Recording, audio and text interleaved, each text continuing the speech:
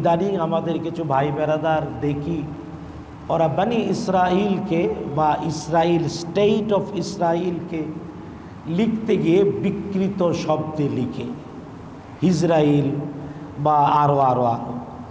জানা উচিত যে ইসরাইল ইব্রানি ভাষায় আবদুল্লাহ, আরবিতে আবদুল্লাহ, আর ইব্রানি ভাষায় ইসরাইল। ইজরুন মানে হলো বান্দা, ইল মানে আল্লাহ, আল্লাহর বান্দা। তাই ইসরাইলকে বিকৃত বলা যাবে না, ইহুদ। যদিও আবার এখানে আরেকটা বিষয় জানা উচিত, ইহুদি জাতি, ইহুদিদের মধ্যে সবাই মালাউন, সবাই অভিশপ্ত, কোনো সন্দেহ নাই। কোরআনে আল্লাহ বলেছেন তাদের উপরে আল্লাহর গজব পতিত হয়েছে, মাগদুব আলাইহিম মানে ইয়াহুদ। কিন্তু বর্তমান পৃথিবীতে এমন কিছু ইহুদিও আছে যারা যুদ্ধের পক্ষে না। তাহলে যুদ্ধ করছে কারা? যুদ্ধ করছে জায়নিস্ট ইহুদিরা। কারা?